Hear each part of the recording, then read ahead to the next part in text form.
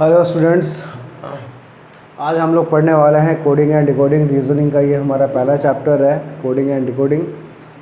तो देखो यहाँ हम करने क्या वाले हैं, ये मैंने लिखा हुआ है 8 से लेकर के मतलब Z तक, A से लेकर के Z तक मैंने लिखा है। और ये कौन सा अल्फ़ाबेट कौन से नंबर पे आता है वो यहाँ पे लिखा हुआ है, ठीक है।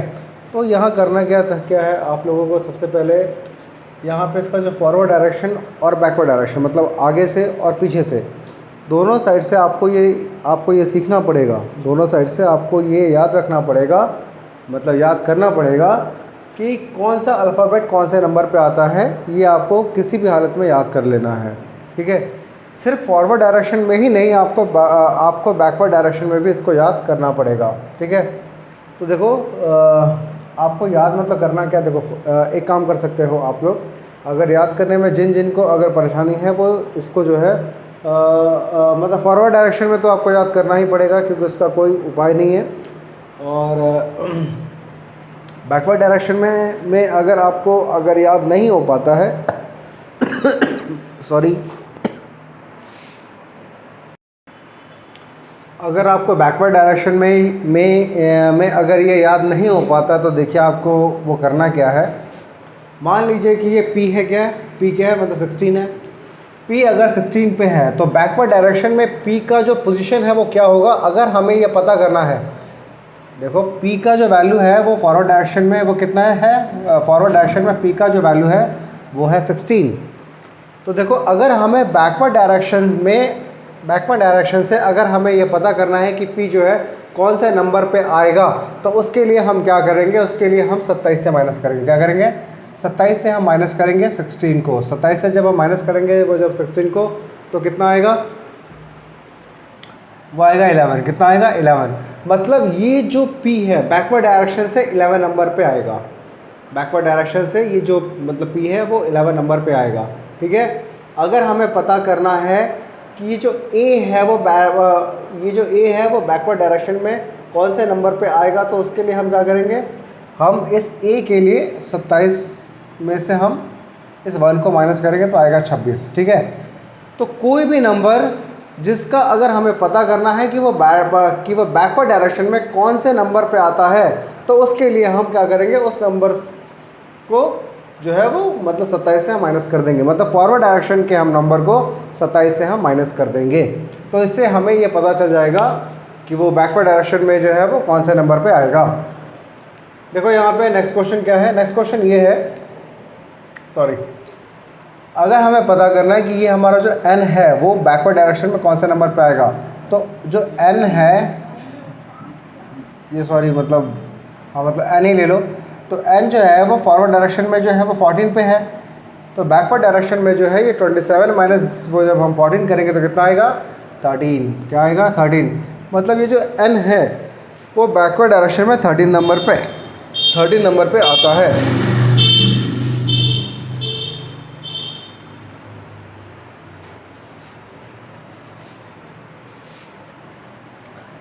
अगर हमें पता करना है कि ये जो K है वो बैकवर्ड डायरेक्शन में कौन से नंबर पे आएगा, तो हम क्या करेंगे, 27 माइनस 11 कितना आ जाएगा, 16, ठीक है। तो हमारा जो K होगा वो बैकवर्ड डायरेक्शन में 16 नंबर पे आएगा, ठीक है।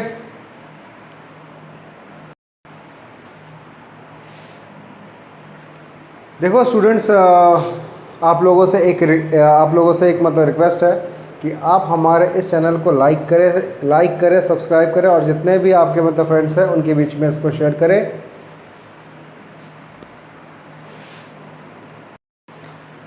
देखो यहाँ पे क्या है कि अब कई बच्चे जो है वो मतलब पूछेंगे कि सर आपने यहाँ पे 27 ही क्यों लिया, अल्फ़ाबेट जो है टोटल मतलब कितने होते हैं, अल्फ़ाबेट जो है वो टोटल मतलब 26 होते हैं, तो आपने यहाँ पे 27 ही क्यों लिया, आपने यहाँ पे 26 क्यों नहीं लिया। तो देखो मैं उन लोगों को ये बता दूं कि मैंने यहाँ पे जो है 27 क्यों लिया है। देखो है क्या, ये जो Z है पीछे से कितने पे है, 26 पे है, ठीक है। ये जो Z है वो पीछे से कितने पे है, 26 पे है, और A जो है वो आगे से ये 1 नंबर पे है। देखो आगे से ये जो Z है वो 26 पे है और A जो है 1 पे है। जब दोनों को ऐड करोगे तो कितना आएगा, 27, ठीक है।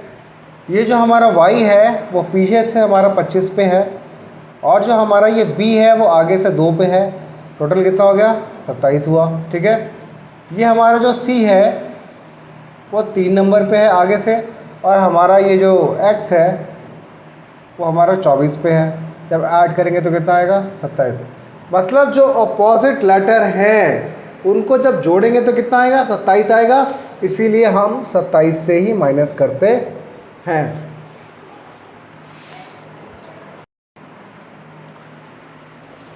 देखो स्टूडेंट्स, यहाँ पे क्या है, कोडिंग डिकोडिंग में जो है ना वो जनरली मतलब साधारणतः जो है वह 6 टाइप के ही क्वेश्चन पूछे जाते हैं। कोडिंग डिकोडिंग में साधारणतः जो है वो 6 टाइप के ही क्वेश्चन पूछे जाते हैं। इसमें से पहला है हमारा रीअरेंजमेंट। रीअरेंजमेंट में क्या होता है कि हम जो है वो अल्फ़ाबेट्स के पोजीशन को चेंज कर देते हैं, ठीक है। रिप्लेसमेंट का मतलब है कि हम जो पर्टिकुलर अल्फ़ाबेट वहाँ पे वो लिखा गया है उसके प्लेस पे जो है वो हम किसी और अल्फ़ाबेट को जो है वो किसी मतलब लॉजिकली जो है उसको हम प्लेस कर देते हैं। और यहाँ पे है नंबर कोडिंग। नंबर कोडिंग का मतलब है कि जो भी अल्फ़ाबेट्स है उसको हम नंबर्स के थ्रू मतलब कोड कर देते हैं, तो उसे हमें समझना होता है। और उसके बाद आता है यहाँ पे सिंबल कोडिंग। सिंबल कोडिंग में क्या होता है कि बहुत सारे मतलब सिंबल्स होते हैं, ठीक है, और अल्फ़ाबेट्स होते हैं। तो अल्फ़ाबेट्स का मतलब जो होता है वो मतलब सिंबल होता है, तो उस तरीके से जो है वहाँ पे वो होता है। और उसके बाद आता है यहाँ पे वर्ड रिप्लेसमेंट, ठीक है। तो वर्ड्स को जो है वो मतलब रिप्लेस कर दिया जाता है। और उसके बाद आता है यहाँ पर लैंग्वेज कोडिंग। लैंग्वेज कोडिंग में देखो क्या होता है कि उसमें कुछ मतलब छुपा होता है। छुपा ये होता है कि लिख दिया मतलब कैट, ठीक है। कैट का मतलब जो है उन लोगों ने लिख दिया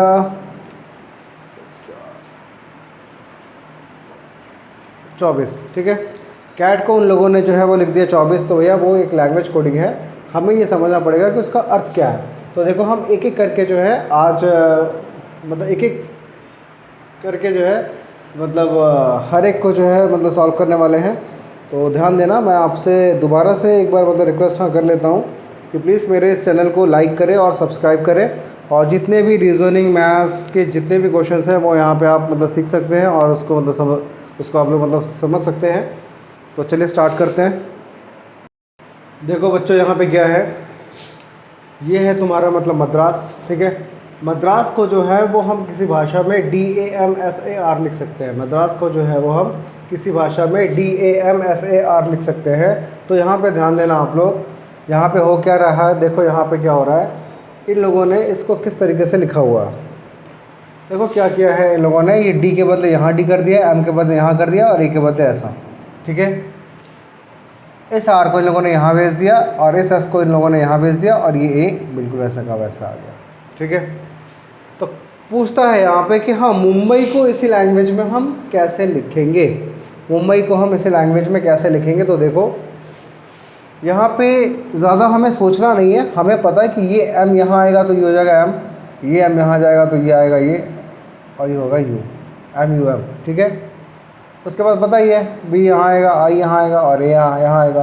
तो यहाँ कहाँ पे मतलब मैच कर रहा है, IAB। दूसरा नंबर हमारा हो गया आंसर, दूसरा नंबर हमारा हो गया आंसर। देखो बच्चों, इस क्वेश्चन में क्या है, ये है हमारा इंस्टीट्यूशन। क्या है, ये है हमारा इंस्टीट्यूशन। यहाँ पे इन लोगों ने इंस्टीट्यूशन को इस तरीके से लिखा है, इस कोड में इन लोगों ने लिखा है, ठीक है। और क्वेश्चन पूछता है कि हम परफेक्शन को इसी कोड में क्या लिख सकते हैं, हम परफेक्शन को इसी कोड में क्या लिख सकते हैं। तो यहाँ पे ध्यान देना, क्या है, NOIT, क्या है, NOIT, ठीक है। UTI, TSNI।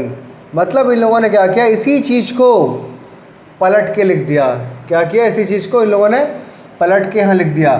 तो अब बताओ कि हम परफेक्शन को जब हम पलट के हम लिखेंगे तो क्या लिखेंगे, लिखेंगे हम NOITCEFRE और P। तो ये होगा तुम्हारा आंसर, ये क्या होगा तुम्हारा आंसर। देखो बच्चों, आज क्या है, यहाँ पे ये ट्रेंड है। नेक्स्ट क्वेश्चन क्या ट्रेंड है, नेक्स्ट क्वेश्चन में क्या ट्रेंड है। तो देखो क्या ट्रेंड में क्या हुआ, टी के बाद क्या आता है, यू आता है। टी के बाद क्या आता है, यू आता है ना, टी के बाद आता है यू, मतलब ये हो गया +1, ठीक है। आर के बाद एस आता है, मतलब ये भी हो गया +1। ई के बाद एफ आता है, जो भी ये भी हो गया +1। एन के बाद ओ आता है, ये भी हो गया +1। और डी के बाद ई आता है, ये भी हो गया +1। सब में क्या किया, ++1 किया है। तो अब बोलो एंट्री का जब हम करेंगे, जब एंट्री को जब हम लिखेंगे तो यहाँ पे ध्यान देना, यहाँ पे ई के बाद क्या आता है, एफ आता है। ई के बाद जब एफ आता है तो ये ऑप्शन और ये ऑप्शन गए, बच गए यहाँ पे 3 ऑप्शन। अब हम पीछे वाला जो है वो देखेंगे। तो वाई के बाद क्या आता है, जेड आता है। जेड कहाँ कहाँ पे है, यहाँ और यहाँ नहीं है, मतलब ये हो गया आंसर, ठीक है। क्या हो गया, बी नंबर हो गया हमारा आंसर। तो स्टूडेंट्स, मैं आप लोगों से दोबारा से रिक्वेस्ट करता हूँ कि मेरे पास अभी भी जो है ये कोडिंग डिकोडिंग के बहुत सारे हैं क्वेश्चंस, वो आते रहेंगे। और आपको रीजनिंग के जितने भी चैप्टर्स हैं, मैं सारे के सारे चैप्टर आप लोगों को यहाँ पे वो पढ़ाने वाला हूँ। तो प्लीज़ आप लोग मेरे इस चैनल को लाइक करें, सब्सक्राइब करें और अपने फ्रेंड सर्कल्स के बीच में इसको शेयर करें, ताकि आपके साथ साथ आपके जितने भी फ्रेंड्स हैं वो इस चीज़ को देख पाए, सीख पाए और समझ पाएँ, और उनका भी कहीं ना कहीं सिलेक्शन हो जाए, ठीक है। बस, थैंक यू।